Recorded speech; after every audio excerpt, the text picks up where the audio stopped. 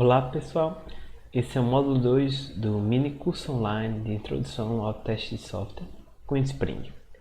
Neste módulo estaremos falando sobre um framework de automação de testes. Antes disso, precisamos falar um pouco sobre testes automatizados. A princípio, temos os testes automatizados e os testes manuais. Testes automatizados são testes criados com o suporte de ferramentas de software para controlar a execução dos testes e realização da comparação dos resultados esperados com os resultados obtidos. Portanto, não é necessário a assistência humana em cada passo a passo do teste. Por outro lado, os testes manuais são testes que exigem sim a atuação humana direta na execução de cada passo a passo do teste. Falando sobre as características dos testes automatizados, temos as seguintes. Primeiramente, eles são programáveis. Portanto, eu programo o computador para que ele execute o teste para mim.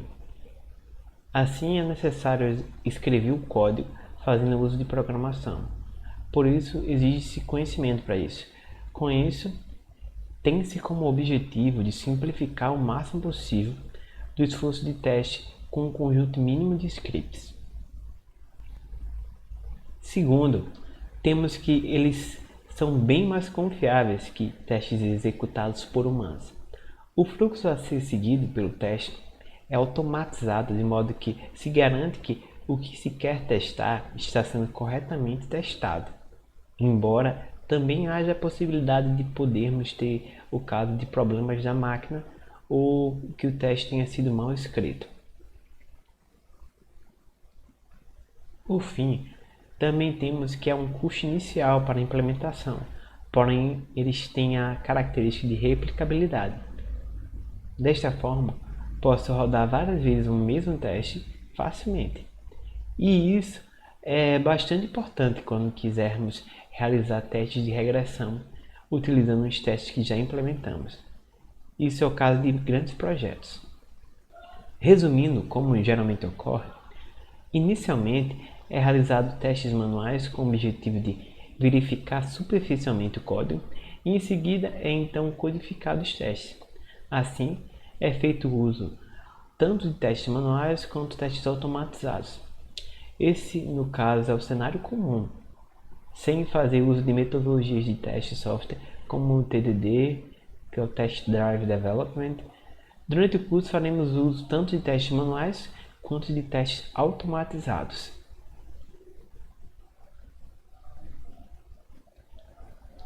Falando sobre a codificação de testes, em Java temos um famoso framework de automação de testes conhecido como JUnit. Esse framework tem como objetivo de facilitar a criação e a manutenção do código para a automação de testes, como também a apresentação dos resultados. É possível verificar se cada método de uma classe funciona da forma esperada, exibindo possíveis erros ou falhas, podendo ser utilizado tanto para a execução de baterias de testes como para a extensão. Além disso, ele é gratuito e possui código aberto disponível no GitHub.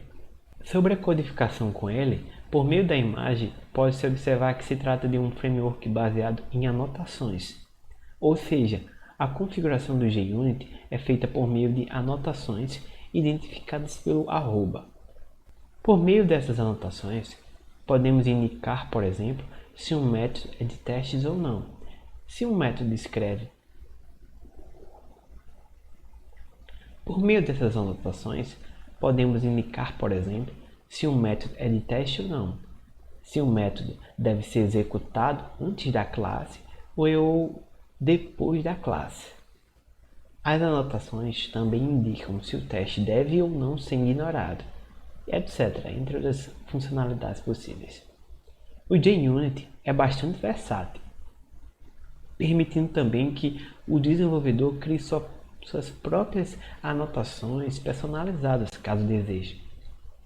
Dessa forma, o JUnit já tem um conjunto de anotações inicial que já é vindo dele, que na maioria dos casos é mais do que suficiente Porém, caso você deseje, assim a versatilidade de criação de anotações personalizadas ao caso que você esteja passando.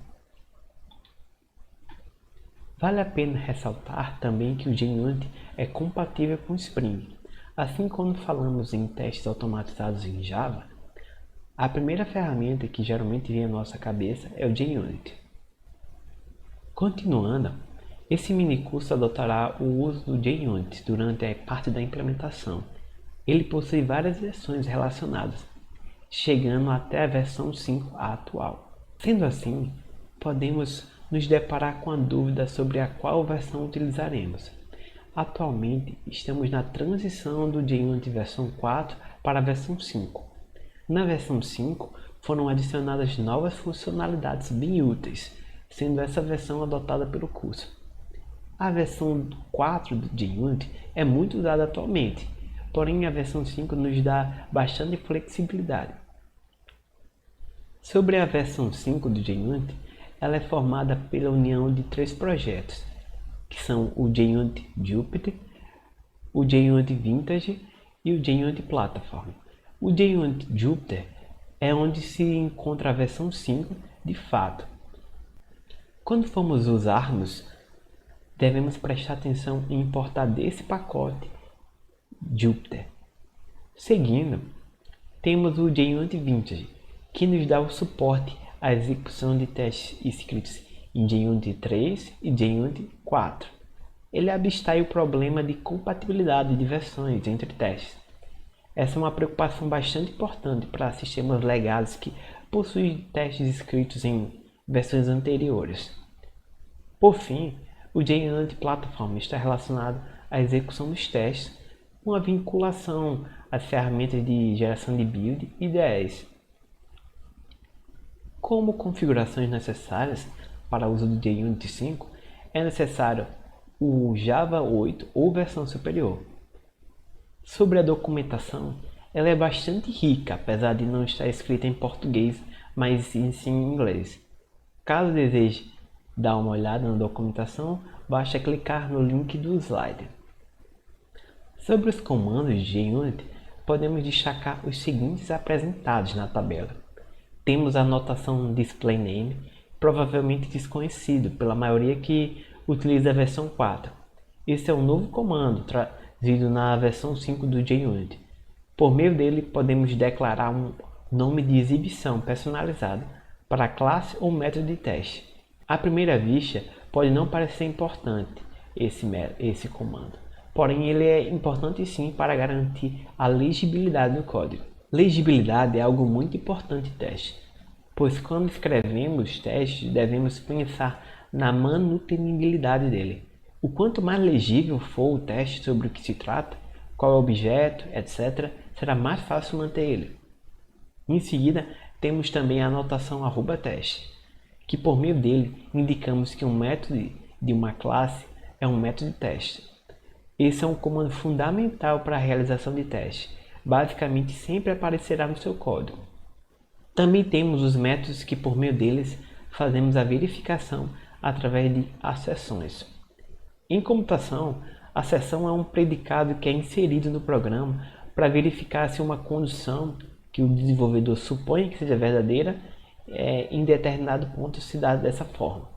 Assim, podemos verificar a igualdade de objetos, sejam primitivos ou não, por meio do método AssertEquals. Temos o método AssertThrows, que nos permite verificar qual a exceção foi lançada. Esse método também é algo novo trazido com JUnit 5. Quem já trabalhou com a versão 4 de JUnit sabe que é um pouco mais complicado realizar a verificação, por isso esse método AssertThrows simplifica muito a tarefa. Por fim, temos o método AssertAll. Por meio dele podemos realizar um conjunto de verificações.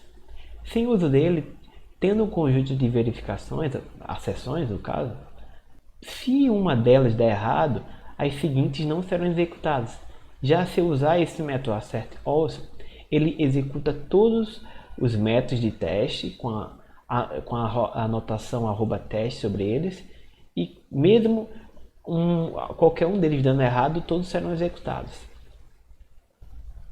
Na tabela seguinte, temos uma enumeração de algumas diferenças entre a versão 4 e a versão 5. Temos o comando beforeAll, antes conhecido como beforeClass, que se trata de um método executado antes de todos os métodos de teste da classe de teste em que ele se encontra. Geralmente utilizamos ele para englobar o ambiente pré-teste comum a todos os casos de teste. Seguindo, temos o comando after_each, antes conhecido como after, que executa o método por ele anotado após cada método de teste. Pode ser utilizado para a limpeza do cenário de teste. Lembre-se que as execuções de teste devem ser independentes, sem que um interfira na execução de outro. Seguindo, temos o comando disable, antes conhecido como ignore, que desativávamos um método ou uma classe de teste. Dessa forma, não precisamos comentar o código. Temos também o comando extendWith, em que podemos registrar extensões personalizadas. Além disso, com a chegada da versão 5, não é necessário mais que o método seja público, bem como também não é permitido que haja elementos da versão 4 e 5 em uma mesma classe de teste. Por fim, vale a pena relembrar que se trata apenas de algumas das novas funcionalidades disponíveis na versão 5. Não se esqueça de dar uma olhada na documentação, que ajuda muito. Assim, concluímos mais um módulo e agradeço pela atenção. Até o próximo módulo.